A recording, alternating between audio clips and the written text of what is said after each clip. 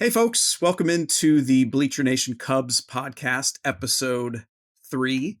I am Brett Taylor, write about the Cubs at Bleacher Nation, and I'm with Michael Cerami, who does the same. And he kind of runs the shop.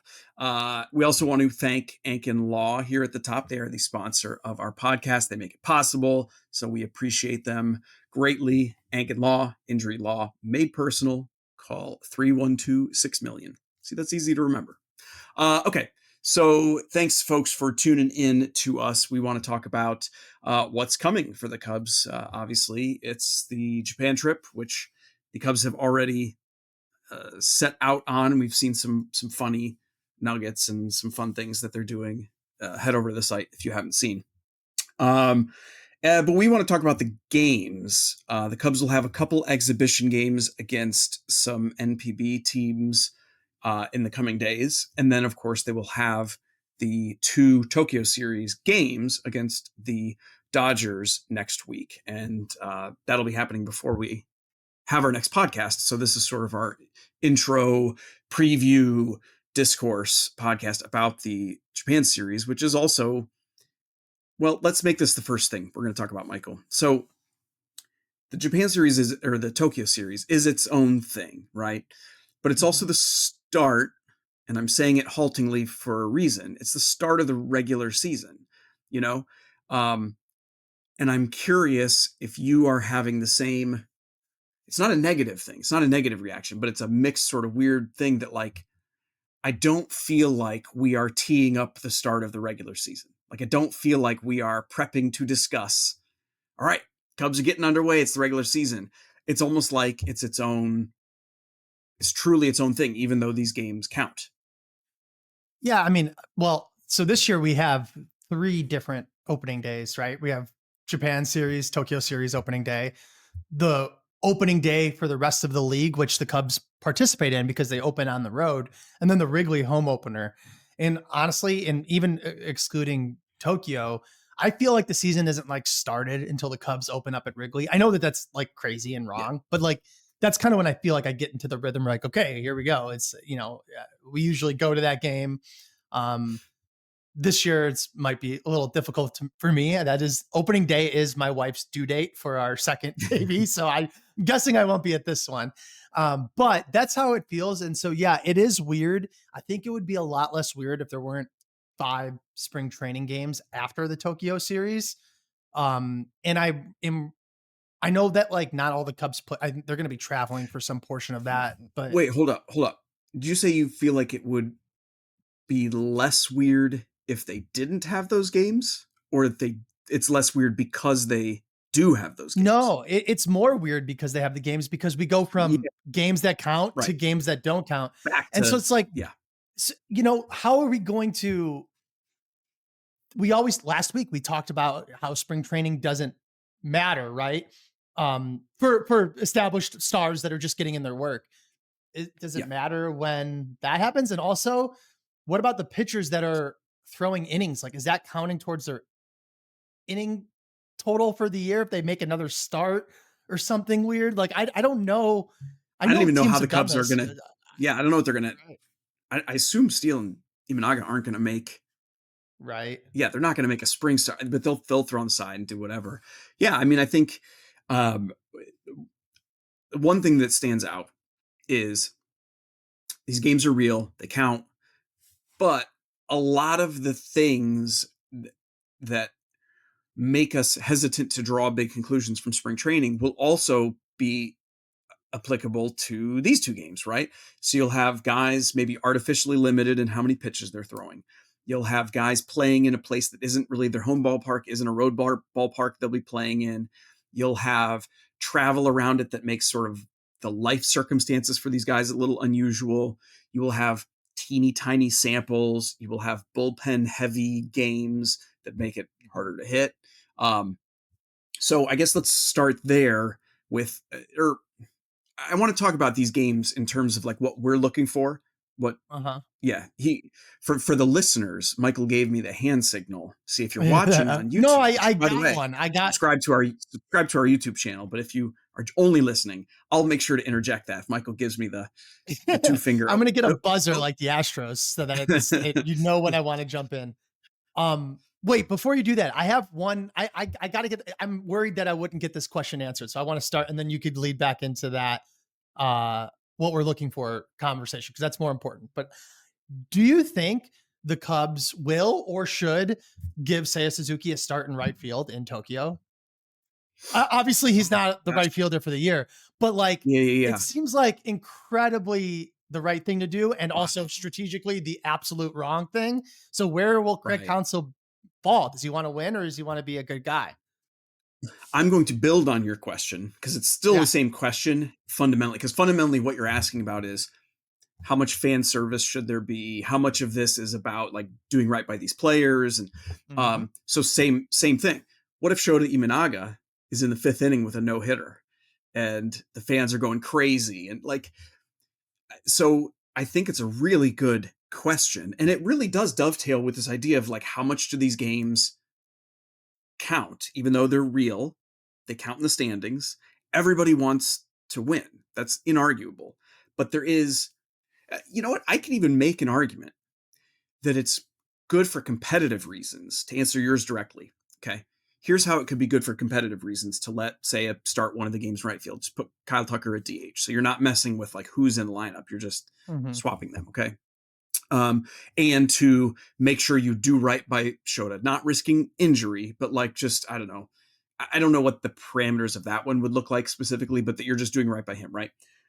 I could imagine a world, because these are humans. These are humans whose performance you're relying upon for 7 months. You want them to feel good. You want them to feel appreciated. You want them to feel supported. So there's that part of it. There's also the idea that you're asking what you're asking of all of the team is to give everything they have in support of accumulating team wins, right? Like it's a weird sport. Baseball has always been, because it's played out as individuals but in service of a team. And you as an organization, I think, would love to cultivate a desire among all your players to be self-sacrificing to support the team for wins, right?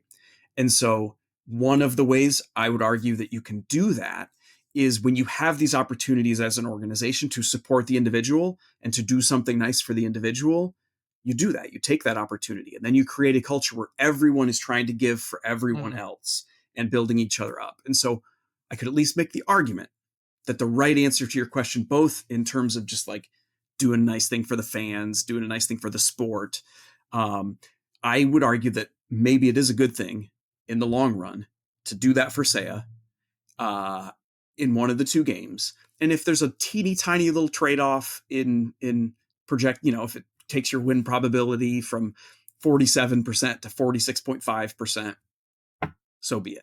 Yeah, I think that's my answer. That's a great question though. Yeah. No, Yeah, I how do you mean, look at that? no, I mean, listen, I think it's weird because it actually cuts both ways, even with like stats, because any one game is so coin flippy anyway. And so changing just the defensive right fielder has a small likelihood of, but in the aggregate of making the change. At the same time, because of what it is, there's a maybe that weird like win probability thing where it's like, well, if there's one play that he misplays, then the game actually does pivot on that more. You just can't anticipate it ahead of time. Like there's a chance he Sure. doesn't catch a single ball in right field. You know what I mean? That he doesn't play, in other Right. words, or that there's no balls hit to right field. Or there could be a supremely critical one that ends up pivoting the game on that axis.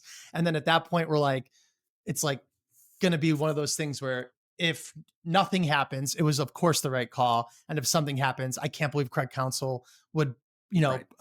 lean this way over. So I don't know. I think there's no chance they let Shota throw a no hitter unless he's at 80 pitches in the ninth I inning. bet even then, Yeah, I like think they here is let me there's answer no that. I way. think if he was at 8.2 innings and he hit the 80 pitch mark or whatever they had predetermined, I think Craig Counsell's like, sorry, That I don't happened think, last I year. think, yeah, I mean, he was, how, I can't remember what the pitch It count was was, it was but not I think he was high. pretty, but he It was still had like 2 innings to go, 92 or right? something.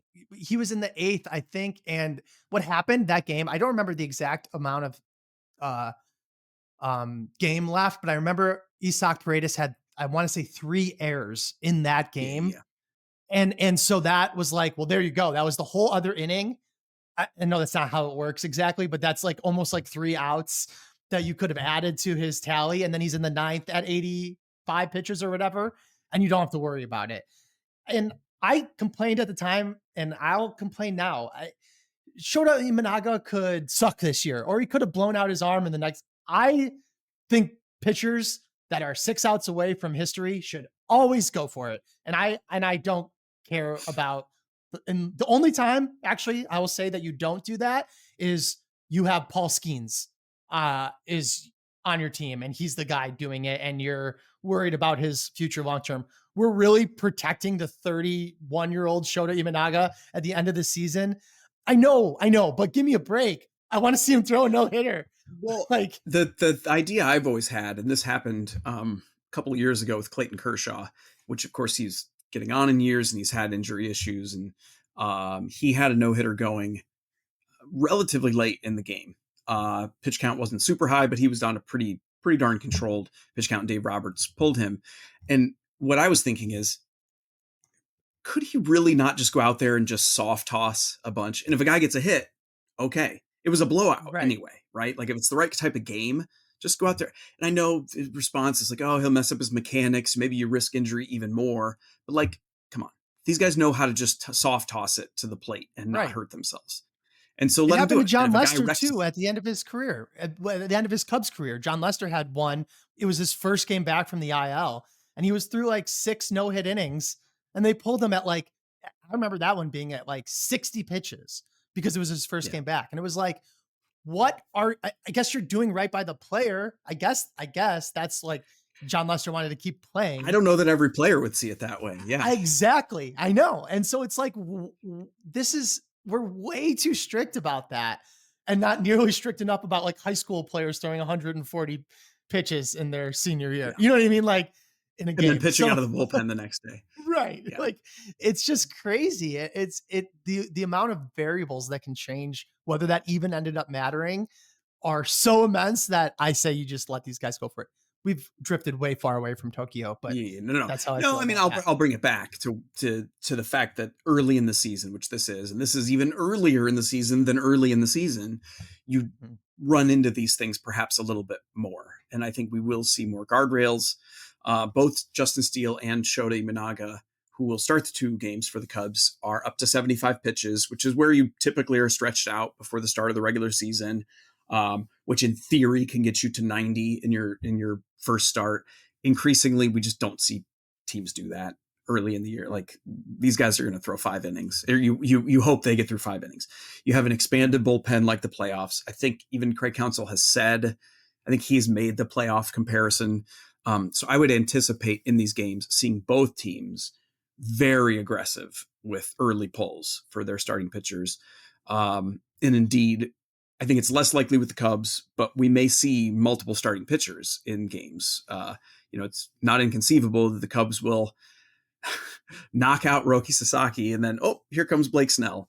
Yeah. I think that's plausible. And so that's another reason why judging too much on these games in either direction is not, I just don't know how fruitful it's going to be. We're going to do it because we're going to have like an entire week where these are the only real games available to analyze. And like a thing will happen and we'll be like, uh-oh, what does that mean for his season? And we're going to have to just try to stop ourselves from going too much of that. I think where I land on in terms of what I'm looking for in these games and what I'd like to see taking away is just, you'd like to see the Cubs look competitive on the field against a very good. It's not just that the Dodgers are the reigning champions, that would be one thing. It's that they are the reigning champions who were obscenely good last year. Okay. They were very deserving of winning it all last year. Yeah. And then they got even better over the offseason. Mhm. And they're playing in Japan where the Cubs are popular in the world, but they're not the Dodgers. Okay. So I bet you it's going to have a little bit of a home atmosphere feel for the Dodgers. I think that they are more talented at the top. I think they are deeper. I think they are simply better, not just than the Cubs. I think they are better in every way than any team in baseball. And I think that gives you the odds are significantly in the Dodgers' favor on paper in these games. And so if the Cubs can split the results, you take that. You Oh take yeah. that happily. Well, you made me think about. I've been thinking about this. Whenever I look at the Dodgers lineup, I think this is going to be a weird nuance point that maybe means nothing. They're obviously like better at the top, right? Than the Cubs are at the top in talent, and they are also theoretically a deeper overall like 26-man roster and organization.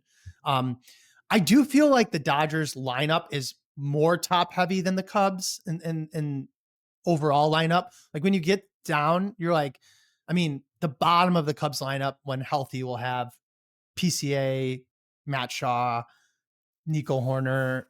And I feel like when you get to the bottom of your Dodgers lineup, you're like, yeah, okay. Like, I guess that guy is pretty good. Whereas though they obviously have like the 3 of the 4 greatest hitters in baseball at the top of their lineup. So Yeah.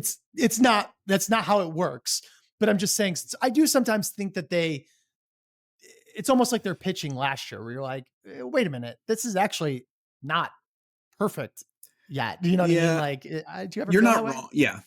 You're not wrong. But I think that related to that point is something that actually defends them a little bit, which is that because the guys at the top are so obscenely superstar Hall of Famer guys, it Mm-hmm. can make the Will Smiths and Max Muncies and whoever seem like, Right.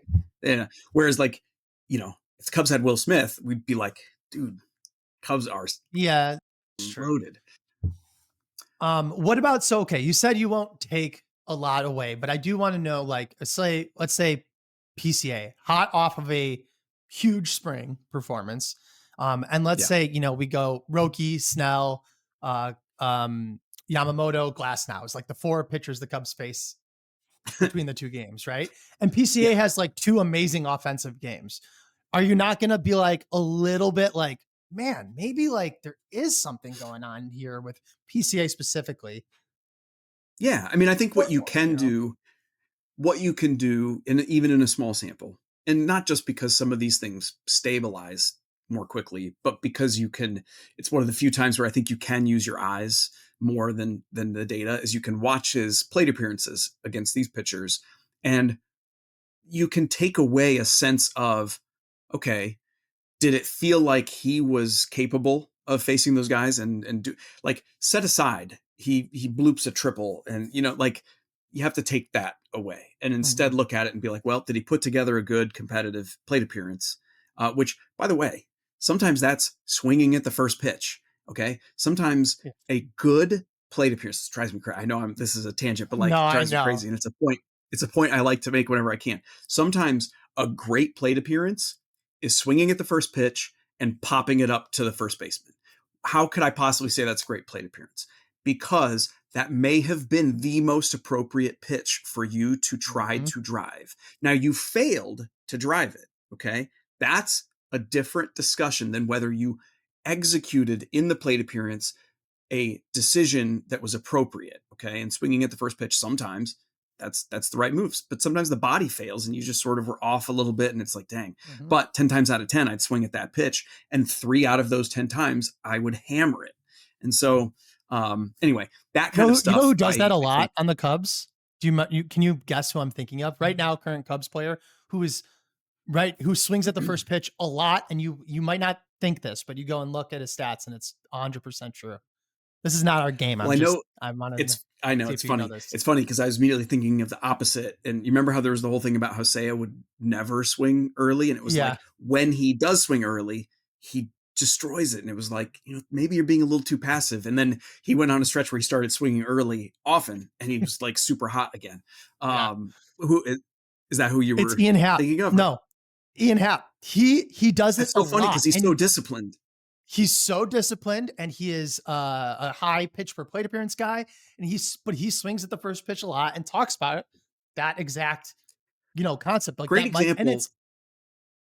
of what discipline really means, right? Discipline doesn't mean Right. just seeing lots of pitches. Discipline means swinging at the right ones. Yeah, exactly. And that's I this is like my favorite meta topic of covering baseball for so long that we've seen the pendulum swing back and forth where like, there was a time when we'd be like being selective and being patient and disciplined and seeing a lot of pitches. Those are all good stats, good things you want to. And then everyone learned those facts and took it way too far to the extreme. Yeah. And now we have to explain back in the other direction an argument that I would have made the opposite case for in 2015.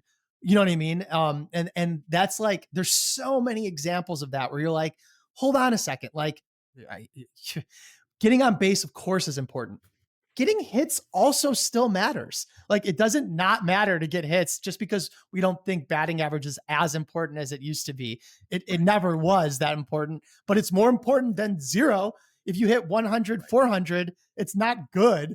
Like, you know what I mean? Like, you should be doing more than that. And this pendulum swings so far. And it's like, sometimes I feel like we're part of the problem because in 2015, we were doing, I went back and looked at our YouTube channel. I got rid of the videos. You had BN Saber clips and you were like, here's Sure, what yeah. FIP is, fielding independent. And I was like, oh my God, who was this for in 2015? No one probably cared. Like, anyway. All right. So as we've mentioned in the first two episodes, we're always going to try to end with some kind of game, some kind of fun exercise that one of us will come up with and kind of either fully surprise or half surprise the other one. And before we switch to that, we'd like to thank our sponsor. Why don't you do this hit, Michael? Oh yeah. Just again, thank our sponsor, the presenting sponsor of the Bleacher Nation Cubs podcast. That's Ankin Law. Howard Ankin is a really awesome dude too. I'll make this one a little bit more personal. I've met him a couple times. Super nice, very supportive of us. They've been, they've let us do some live events. We did an awesome Bears watch party last year. We're going to do some more parties this year. So if you have any, injury or law needs, please call Ankin Law. It's injury law made personal. You could dial 312-6-million to get a hold of Ankin Law and they'll take care of you. Tell them Michael sent you. Tell Michael said. So yeah, do. You know what? Thank you. Yeah, Do. you're right. If you use them, I would say. I heard it. I heard Yeah. it from the BN guys. Okay, so we're gonna do these games, and they'll be a little different each time, but hopefully it'll be fun for you guys to, as you're listening, be able to sort of semi-participate. So I need you to do something. If you're listening right now or watching on YouTube and you want to participate, you're gonna need to pull up something, okay? And Michael, I sent it to him as well to pull up, okay? It's the box score. So just Google it. It's the box score from March 29th, 2000. Cubs Mets, March 29th, 2000. So pull up a box score, okay? You can pause. I'm not going to actually wait for you to do it because you're listening. You can just pause.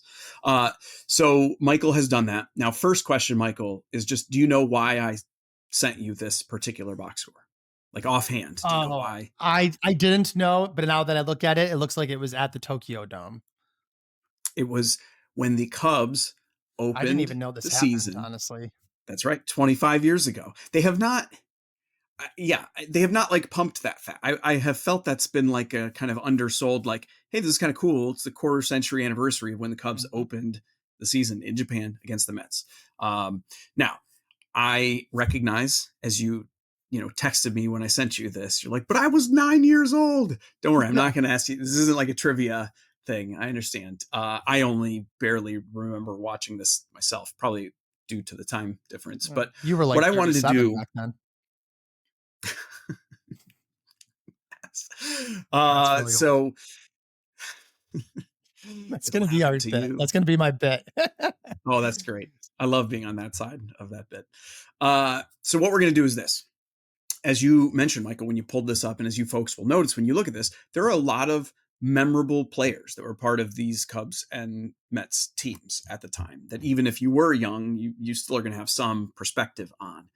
And what I wanted us to dialogue about, this is more of a conversation about this, but I want your input, is if we had to take 4 players who appeared in that game and bring them onto this year's Cubs team, and you can have those players, you only have them for 1 year, this year, 2025, but you'll have them at their peak, their physical peak. Okay. Ooh, We need to okay. decide which 4 we are taking, who they are replacing on the Cubs, and explain that decision. Okay. So I'm going to give you the first crack at just taking a look.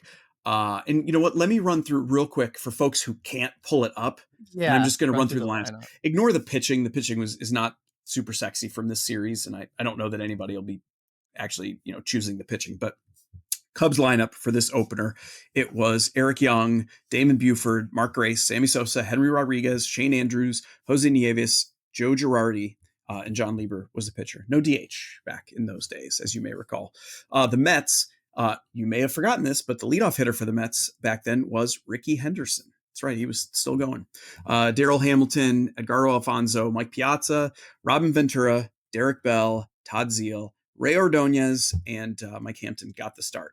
So, okay, start it up, Michael. Who from that entire group of players is the one most of all that you're like, well, I would want this guy on the Cubs right now? Can I pick a Mets player too? Or Yeah. It's anybody who appeared in the game. anyone? Okay. And one more clarifying question. Do I have to, this might be make it a little more challenging in a fun way. Do they have to replace the player on the position that they're playing? Yes. So like if I take Sammy Sosa, it's replacing Kyle Tucker.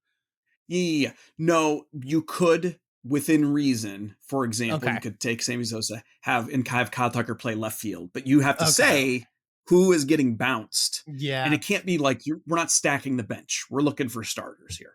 No, yeah. Okay. So honestly, my first choice is a guy I met at once at the Italian American Sports Hall of Fame. I'm going to take Mike Piazza as catcher. That's who I would have taken. Yeah, that's who I would have taken too. Right? I mean, so okay, the obvious reason is, first of all, he's incredible. I mean, he was at his peak and one of the best catchers. But the Cubs also have the most maybe to gain there on both sides of the ball. And so I think that's like he's not maybe even the best player on the field from their primes with Ricky Henderson and Sammy Sosa there. Like but I think he makes the biggest difference to the Cubs. So I'm going to take Mike Piazza first overall there. Yeah, that's where I would have gone as well, for exactly the same reason. Superstar player at a spot where the Cubs probably have the most to gain. So, okay, here's where it gets a lot tougher, I think, because of who's going to get bounced. And all right, I'm gonna go next because I want the opportunity to throw the curveball. I know this is my own game, but it's just good. Do it. I'd rather you go back and forth. Okay. So here's who I'm taking next. I'm taking Edgardo Alfonso next. And here's why. Okay. Here's why. So we're talking just for 2025, and we're talking about you're getting the player at a peak. Okay. Now, what people may not remember, Edgardo Alfonso, including that 2000 season, he was like a 6+ win player. He was a star, hugely impactful, and could play third base. And I was reminded as I'm looking at this list and sort of thinking of where Cubs can get upgrades, they did just try very hard to sign a third baseman for the short term. As much as we love Matt Shaw and as much as we believe in him as a future, if you're just talking about 2025, that's a potential enormous upgrade if you just grabbed a superstar player, as he was at the time, in Alfonso and parked him at third base. Boom, huge upgrade. He's as good as Alex Bregman. Yeah. No, I am actually I'm looking up at his Fangraphs page as you were talking, because I was like, well, there's no way that, and then I was like, oh, yeah, actually. Now, am I playing a little bit? Am I year. playing a little bit to keep it interesting? Yes, of course, a little bit. But I mean, sure. I don't know. I wanted to get that love in there. I have a similar sort of. Man, this is tough. So Mark Grace. And I should say, and he's bouncing Matt Shaw from the roster. I think that's moderately fair. So, okay. It would be pretty absurd of me in theory. And I say that because I'm not going to do it. To not pick Ricky Henderson or Sammy Sosa to replace anyone. At their peak, right? I mean, at their peak, those are two of the better players, in MLB history. However, I'm actually going to go with Mark Grace to play first base instead of Michael Busch.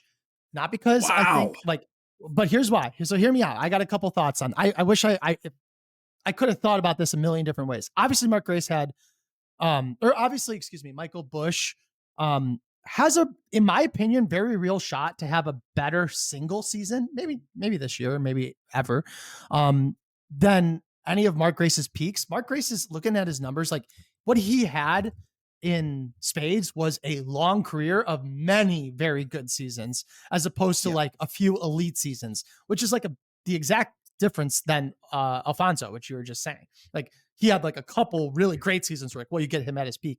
At Fangraphs, his best season was 4.9 WAR, and his highest weighted runs created plus was 137.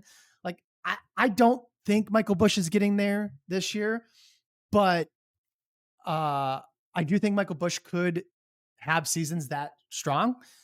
I just think I don't want to not see Pete Crow Armstrong play. I'm so excited to see him play. So I'm not bouncing him from the roster. And likewise, I mean, this is so stupid. Sammy Sosa, like, okay, I don't want to replace Kyle Tucker. Kyle Tucker could have just as good of a year as a Sammy Sosa year, in theory. Ian Happ is like definitely not as good as Sammy Sosa, obviously.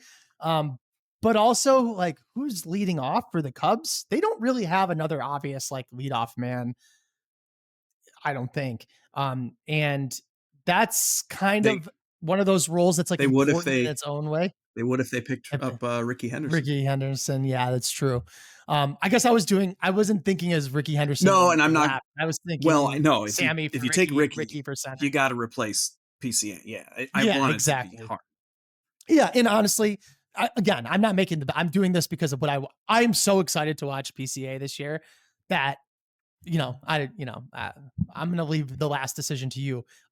Is one of Ricky or Sammy not making this team? It seems like I know. It's like if you pull us up, it's like instantly, oh my gosh, Sammy and Ricky played in those games. Yeah. No, I am not going to be that guy who leaves those two on the board. But I do like the way this played out, because this was exactly how I was envisioning it becoming challenging, because it is very hard on the one hand to say, oh yeah, I'll punt PCA from this roster. But like you said, I don't see how you could not take a peak Ricky Henderson, where he's this potential 7, 8, 9 win player. Yeah. I think PCA absolutely, just literally wrote about it this morning. I think he absolutely has potential to be a 5, 6, 7 win player this year, as soon as this year. And that's just math. If he's a decent hitter, he's going to do that. But at his peak, Ricky was a true, inner circle Hall of Famer, rest in peace. And I think I would have to take him in center field. Though I'd be tempted. Peak Sammy was a monster too. I know. And since we're past the whole PED thing, I think he's allowed now he can do whatever he needs to do to he's allowed to be in our fake made up game at the end of our made up podcast. Exactly. Because he apologized. Wait, can I ask you one more baseball question before we close this? That's like a little different than the game. I just want you sparked my interest. I've been meaning to talk to you about this anyway. And when I say baseball question, for those of you at home that don't know, every now and then I call Brett on the phone, and it's like either like a site question or a writer question, or I'll go, hey, I got a baseball question. You got a second? And then we talk through something to see if we can land on the same propaganda point to best write about at the site in unison. And so wait, this is what I was going to say. So I agree, obviously, because it is just math, that like PCA can and will, be a valuable player because of his base running and defense. If he just hits, 100 rated runs created plus or whatever, right? It's already going to be a lot of value. But as we sort of learned last year with the Cubs, and then Jed Hoyer talked about a lot, the difference, and I know this is baked into Fangraphs or WAR or Baseball References WAR, the difference in the value of your WAR being predominantly from defense versus offense, is a 5 WAR PCA like actually helping the Cubs win more often than a 5 WAR Michael Busch this year, who might have to achieve that by hitting 150 weighted runs created plus or whatever. I don't know if it's 150, but you know what I'm saying? Like, is that actually the same thing? And are we going to treat it that way? Or do we need to start thinking about that a little differently when a lot of your value on WAR is derived from defense? Right. It's still an ongoing debate. And what it really comes down to is how good are we at valuing defense and translating it to something that's unified like that. The biggest proponents would say, yeah, because you're distributing it across a roster when you're getting defensive value that's contributing to WAR. The reason it seems like it's not as valuable is because a lot of it shows up in your pitcher ERAs, for example, right? It doesn't, it is just a lot easier to look at a guy's offensive production and say, oh, I can see how that contributed to wins. It's very easy for us to do that. Whereas with defense, it's just a lot harder, especially because the other thing is defense, it works in conjunction with how pitchers perform, not just in terms of like more catches means the ERA goes down, but also how's the pitcher going to pitch that day? What's he going to try to do against a certain type of lineup when he knows he's got PCA out there? And so I think it's a great question. And I think it's one that's, I don't know when we're going to get to a point where in terms of quantifying it, we're going to feel 100% confident. Yeah. And so it'll be a good test this year with PCA. It'll be a good, a good vibe, a good gut check, because we don't have a lot of guys like him often where it's like he can be worth so much WAR. The comp I keep throwing out, there was a year that Michael Bourne, folks remember Michael Bourne he was a super duper elite defensive center fielder. And he had like 1 year where he was about a 100 weighted runs created plus, about average. And I want to say his WAR was like 5 or 6. I mean, it was in that respect, a star level season. And all he did was be an average hitter, but he stole a bunch of bases, ran the bases well, and he played super elite defense in center field. And I think about that a lot, just in terms of what PCA can be and how next level it would be if he hits at an above average clip, which, by the way, he's always done. And he's just turning 23. So it's like, he's so good at that other stuff that we sometimes forget, like, no, this guy has always been a very good hitter. And that isn't to say that the big leagues aren't fundamentally a different animal than the minors, but there's offensive projection there. So I do read what I wrote today at BN on PCA. I was sharing a great Yahoo piece, and it just got me thinking more about the things that he can do for the Cubs this year. That's all I got. You good? Yeah, no, that's good. Folks, thank you to all of you for listening. Thanks, of course, to Ankin Law for being our presenting sponsor here on the BN Cubs podcast. Thanks to our producer, Addison. This real name, by the way. Total coincidence, but how appropriate that our producer is named Addison. We will be back at you next week after these Tokyo Series games, and we will be extrapolating far too much from them. I will tell you, and you can hold me to it, because that's just what's going to happen. Thanks, everyone. Take care. Have a good weekend.